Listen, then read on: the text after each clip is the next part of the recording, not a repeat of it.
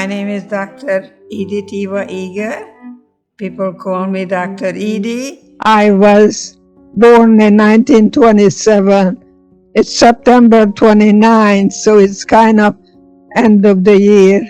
And I have taken it in my life's work to help Edie's story to make it into the far reaches of this planet and into the moments where we need that word of advice, that word of wisdom the most. You asked me what I talked about. I don't know.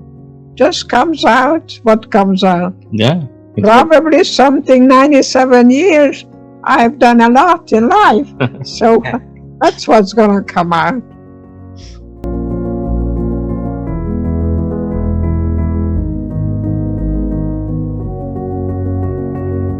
My name is Jordan Engel. I am the grandson of Dr. Eger.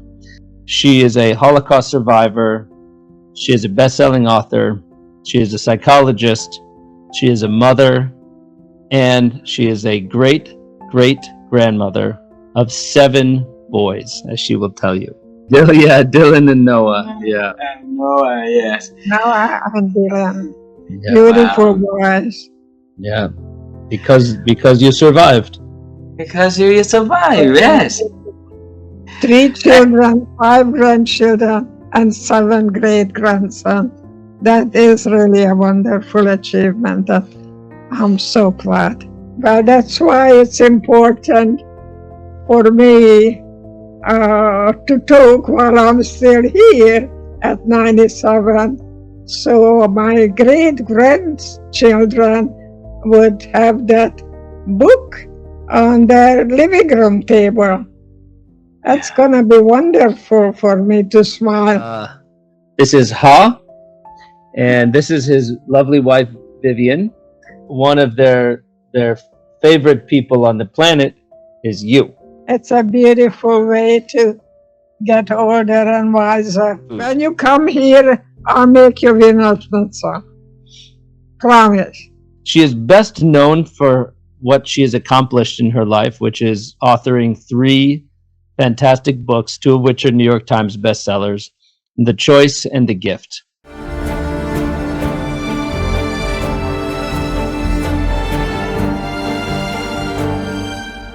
Acknowledge what you're doing now, whether it's working for you or not.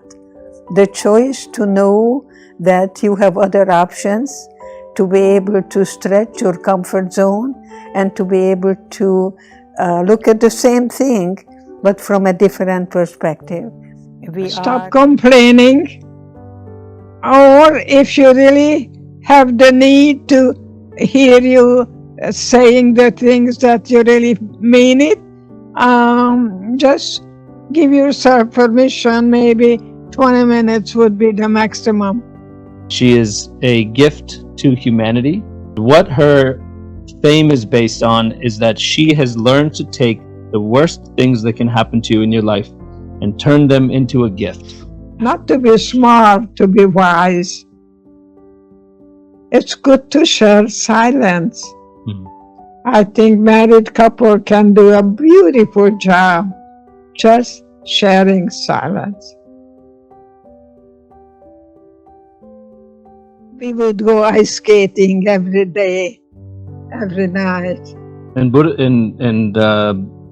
Kasha? In Košice, in Kasha. In the winter. My city was under Hungarian rules, Turkish rules. Many Hungarians speak for several languages. I used to have French and German under my belt, but don't ask me now. English is good enough everywhere, all over the world. It's wonderful. Your life in one sentence. From Auschwitz to La Jolla, the journey of a lifetime. Beautiful. Edie had 2 sisters, and both of her sisters were very talented. Yeah, very talented. The oldest one on piano.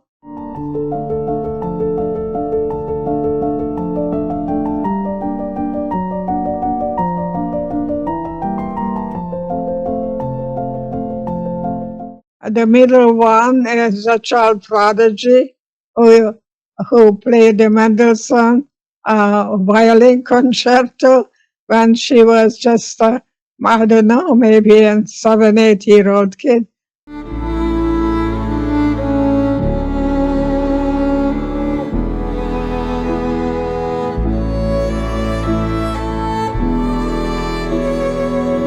And my aunt wanted her to come to America, but my mother wouldn't let her go.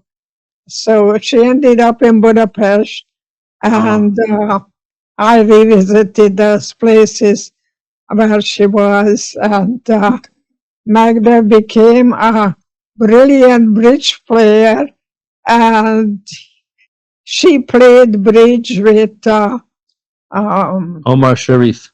yes.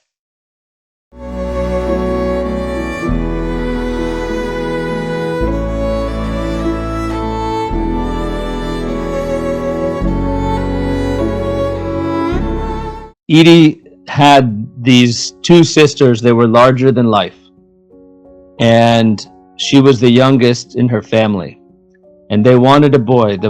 Her dad wanted a boy, it was clear, and the mother probably did too, and instead they got this little girl, Ditsu. That was her nickname. And you had to find out where you fit in. And probably one of the things you discovered in that phase of your life was how comfortable you were to be alone, because you had to be comfortable with yourself, because the two of them were out there in the world being larger than life. What does your life feel like as a 10-year-old girl? The most curious one. Want to know everything about everything. I could drive you nutty with my questioning more and more and more a time to speak to each other.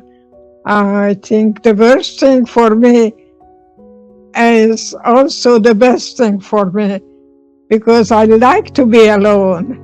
I enjoy being alone. Many creative things come out to me when I'm totally alone 2 o'clock in the morning. Wow. But I'm too lazy to get up and write it all, so. You have to remember it in the morning. I think I will remember. I say to myself. How old did you begin when you began dancing? 10? 8? Around then. But then you discovered dance, and you figured out what your passion was.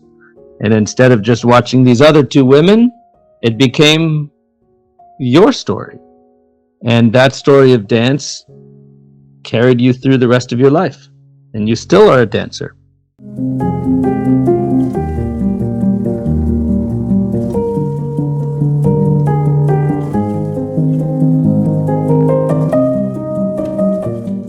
You were on the path to go to the Olympics. Well, that's what my trainer told me. And I was, of course, I couldn't believe it that I could be even qualified. But I practiced probably 4 or 5 hours a day minimum. I even danced to go to school, and I was creating songs in my mind. Yeah, so to go to school with me, you get entertainment. I think while we're walking.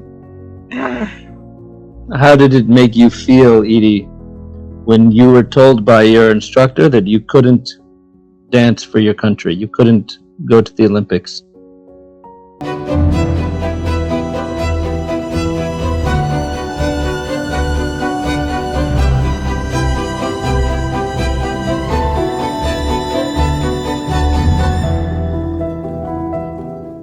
I started to lie.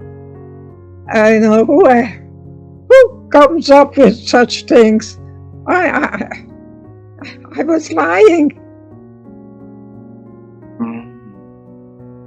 And how did because I wanted to go so badly.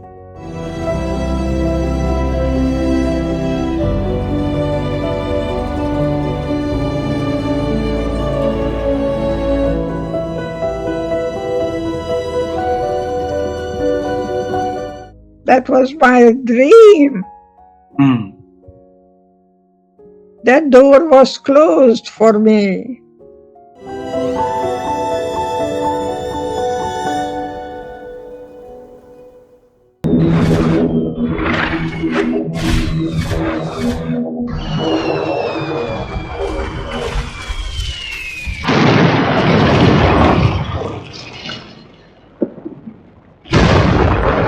When you found out that not only were you not able to compete, but that you were going to be a prisoner and that you were in a place far worse than anything you had experienced. Auschwitz, yeah.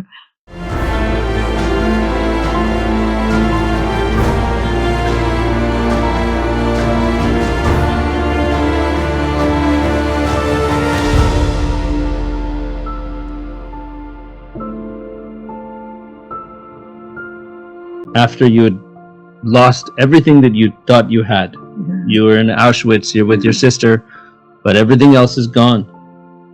What are you saying to yourself? I'm here. I live. You had a reason. You had a handful of reasons. The mission is to let people know what can happen. Something inside you that never believed you wouldn't survive. Absolutely, that it's temporary. Yeah. And I don't like it. It's inconvenient. And I will take a longer time that I probably would wish for. But there was no question in my mind that I have to tell people what happens when good people do bad things, very bad things.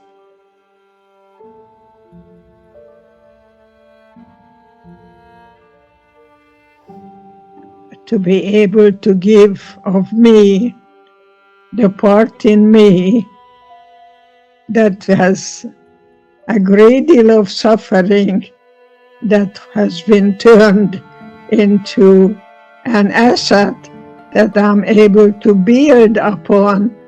How I was able to walk out of Auschwitz. Sometimes I don't go back to sleep when I wake up in the middle of the night and I'm giving myself questions. How did you walk out? And I did, thank God. But Magda was always hungry. So whatever food we got, she gobbled it up. And I ate that soup, which was warm water, whatever it was. Barely soup. Very bad. So we didn't go there to do anything but work, and then we would be taken to the gas chamber where here I am, 3 children, 5 grandchildren, and 7 great-grandsons. And 2 of those beautiful boys talk to each other that you created. These are my kids. I know. I saw one of them. Dylan, right? Dylan and Noah. Yeah. What did you do to help yourself to survive? To stay in the present and speak what I can change today. Because the past is gone and the future is not yet. So you can change, because change is synonymous with growth.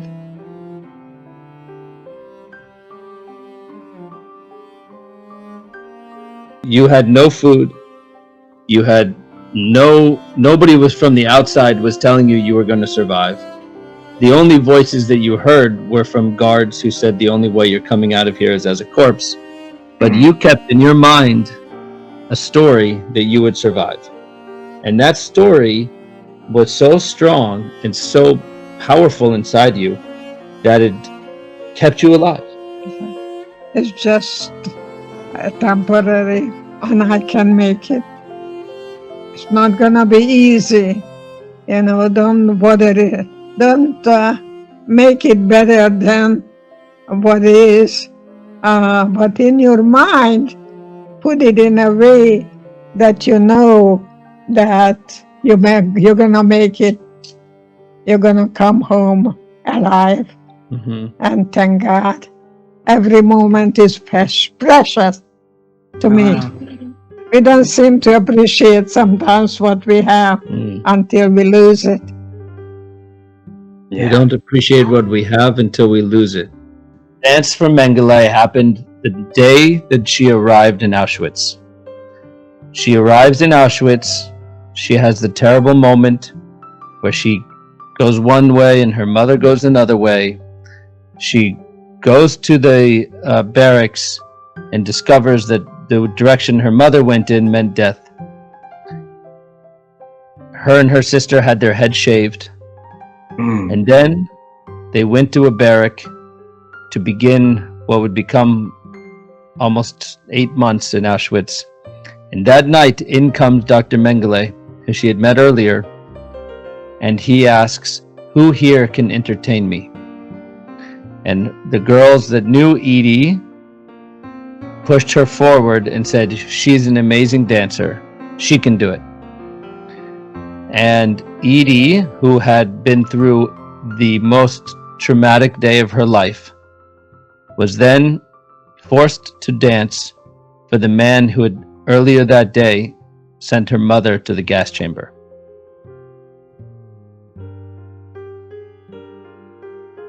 And in that performance, she knew that if she didn't dance with everything in her body, very likely she would end up the same place as her mother. And you reached into your soul and saw not where you were. She was not dancing for a group of starving Jews in a barrack in Auschwitz. You transported yourself to the Budapest Opera House. Wow. And she was dancing the Romeo and Juliet to a beautifully dressed audience. And then in her mind, she was able to distance herself from the terror of where she was and become the most beautiful, elegant dancer who, as she says, you did the splits and the high kick, and you danced like your life depended on it, because in that moment, it did.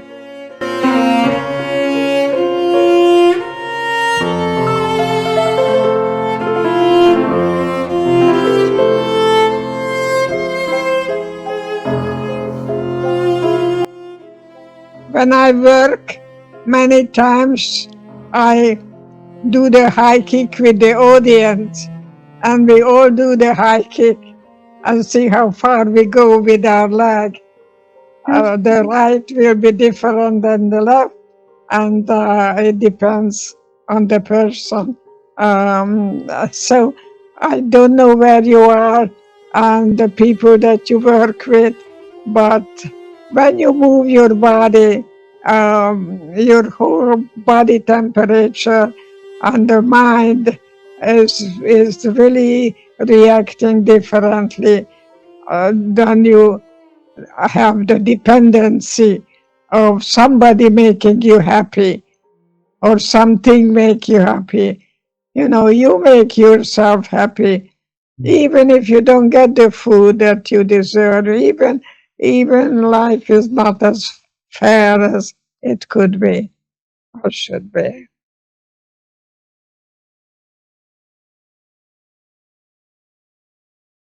Did your mom teach you to cook, or did you learn by watching? She told me that anybody can do the cooking, you go to school. She was not encouraging me to stay in the kitchen. I tell you, she just wanted me to get as much schooling as possible get a doctorate. And I was in my 40s. My supervisor told me to go get a doctorate. And I said to him, by the time I get a doctorate, I'm going in my 50s. And he said, you'll be 50 anyway. And that was the best answer you could give. Don't try to be more than what you are or less than what you are. There is a part of me that I'm helping other people to get rid of, to be a perfectionist, that everything has to be just right. It's okay to make a C. It's okay to flunk another language that you're really just not into languages. Edie, between surviving Auschwitz and writing The Choice was about 75 years. And Ha wants to know, why did it take you so long to write this brilliant memoir? I never had enough faith in me that I can have anything readable. Self-love is really self-help. It's not narcissistic. I hope people will take that away from this conversation. You have your good, caring, loving mom in you, and you have Hitler in you as well. How did it feel for you, Edie, when your book became an international best-selling book? How did that feel? I want to cry.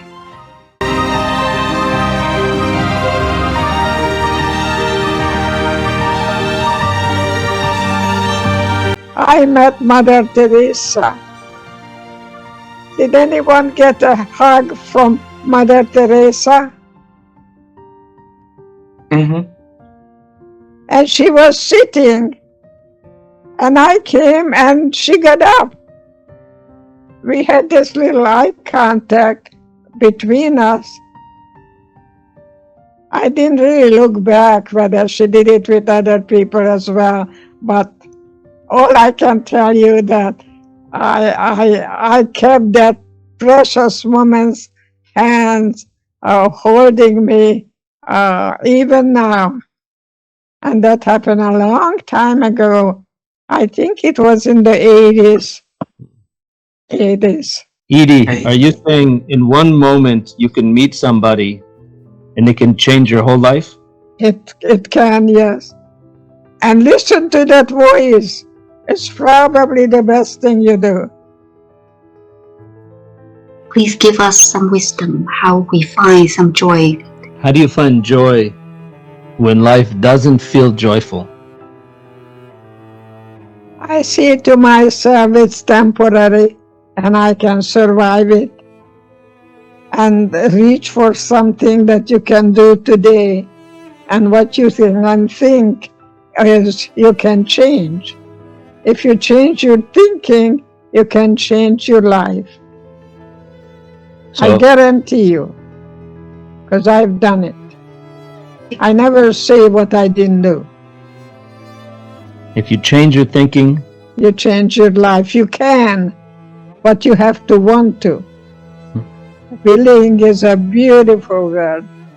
You have to be willing to be willing, to accept the fact that you're not a J.C. Penney's when you go to Neiman Marcus, and you may get the same thing for less than, but you go to Neiman Marcus because of the name and the quality. I don't know where it is. I think it's very important to, if you want something, to ask for 20% discount, or put it away for me for 6 months, or something that may be useful for both of us. I think what you're getting at, Edie, is don't be afraid to ask for what you want. For sure. If you're waiting to get it to be given to you, it might never happen, right? But if you ask for it, at least you're taking exactly I know people try on things women do. Do you like it? Do you like it? Who cares? If you like it, buy it. Because if you are told, yeah, it's nice, and why don't you buy it? And you buy it, but you really didn't want it. And you didn't need it either. So be careful with opinions. We are all good people. Sometimes we do things that is not so good.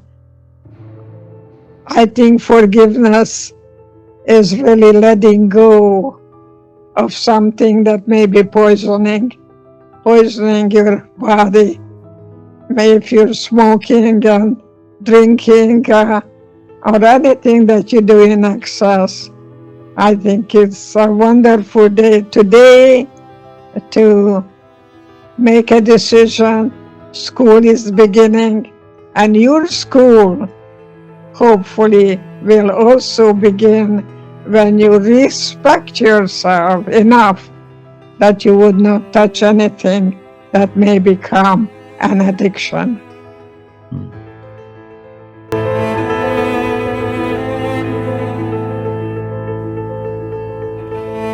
You say something that I think about very much in my life, which is, are you in the driver's seat of your life, or are you a passenger? Yeah. And the driver rolls down the window and asks for directions because he's in charge of the car that has his kids and his mother and his grandmother and everybody in the back. So if he's driving around and doesn't know where he's going, Yeah. have the chutzpah to ask for directions so you get where you want to go. And sometimes I think men, we are so Proud. so confident that in fact we don't ask for help. And that is not a sign of strength. It actually can be a sign of weakness, because you're getting in your way to be the best version of yourself, the best leader you can be, the best honest, come to terms with what I can and cannot do version of yourself. And Edie, I credit you for that, because I didn't used to ask for directions, and now I will. How does one become willing to change? Pain. Your body talks to you. Listen to your body. Don't take a pill. Change your thinking. You can change your life. That's good. That's it. That's good. Got to listen to your body. So instead of the front door, you may try the side window. I don't know. Just make it up. But Try something different. just different, not better or worse. Don't keep doing the same thing and expect something different to happen. So with me, you revisit the places where you've been, you relive the experience, you Revise your life. you revisit the places, and then you relive the experience that you had, and then revise your life. And that's the journey, right? That's the journey. Very actual, three things. The number 3 is always very important. Well, you were the third daughter, so I am the third daughter who was supposed to be a boy. Edie, do you have any advice for us about intimacy? How to create greater intimacy in a partnership? I was told to say, into me see is intimacy. Into me see. Those 3 words. That you see your inside.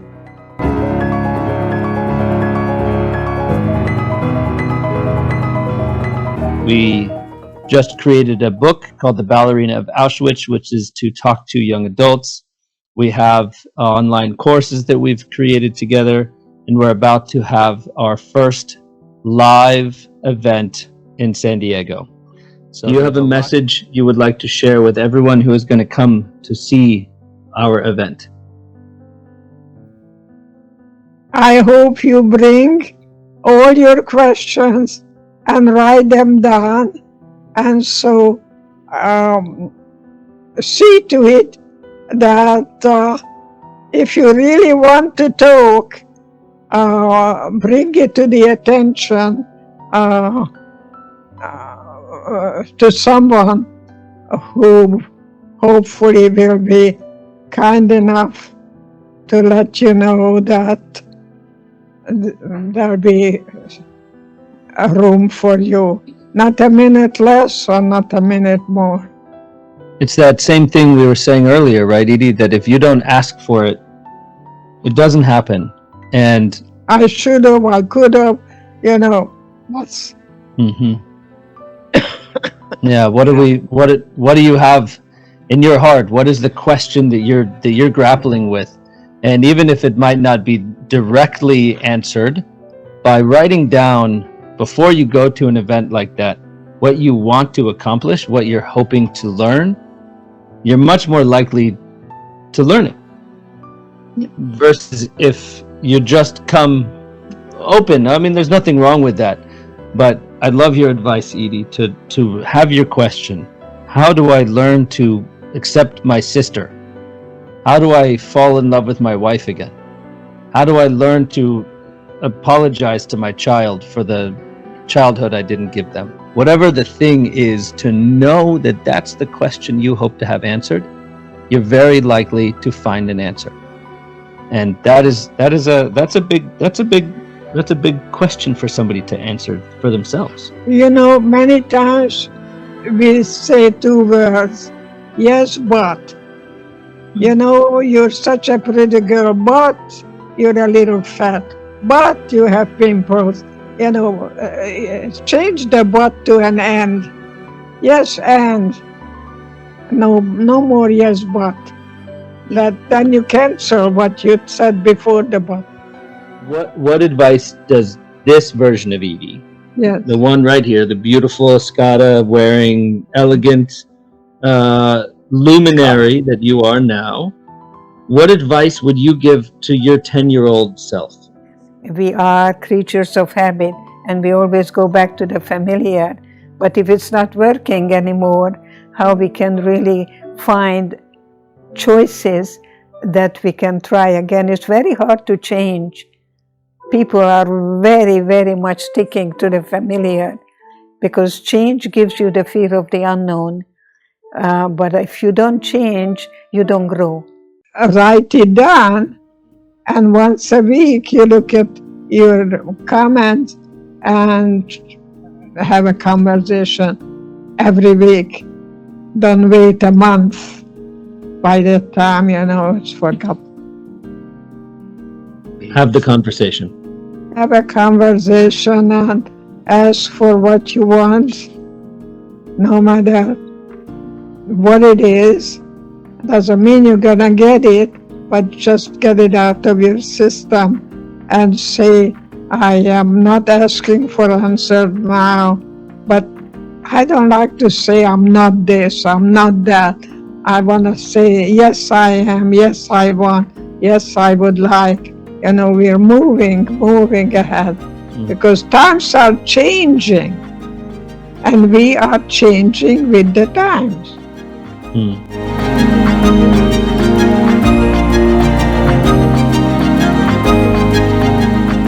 The reason I'm committing my life, at least at this point, to her story and to this message, is that I see that it has a profound impact on humanity. And we get so many messages from her social media, from people sending letters, from people who've read her books.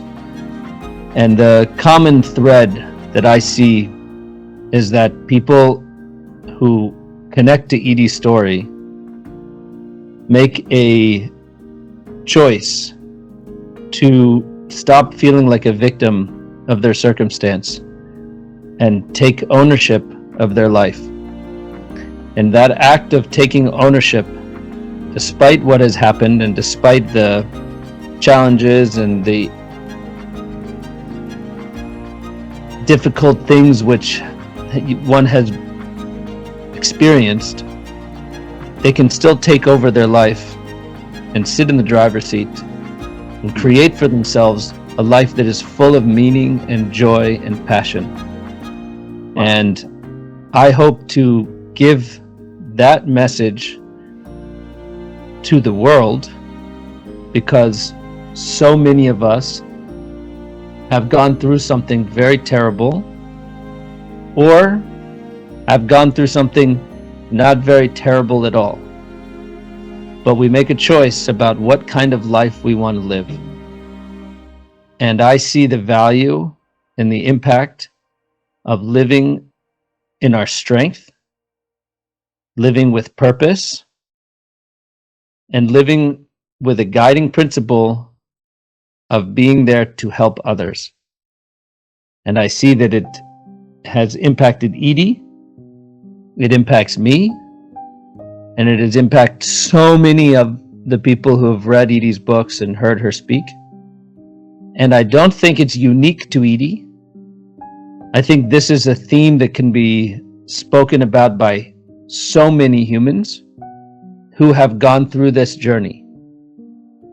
And bringing those stories to light is part of what I believe is the job of humanity. Wow. And that's my passion. Not just to tell Edie's story, though Edie's story is a beautiful story and deserves to be told, but to find the future stories of those who are going through their own challenges, from big ones to little ones, and have figured out how to take that story and turn it into a gift to share with humanity and with themselves. Wow. Wow. Please do us a huge favor. Please turn to Edie and give her a hug and a kiss for us, and for so many people around the world not be able to do it. Thank Yes. you. Thank you, dear Edie. Thank you very much. Thank you very much. Thank you. Thank both of you for a wonderful interview, giving us a lot of space, and being here and holding space with your beautiful energy, both of you. It takes a lot of commitment to do this work, to find me, to find Edie, to make it happen, and that commitment shows a lot of character. So it's a pleasure to meet you. I'm sure we'll meet in person. I have a very good feeling for that. So thank you both.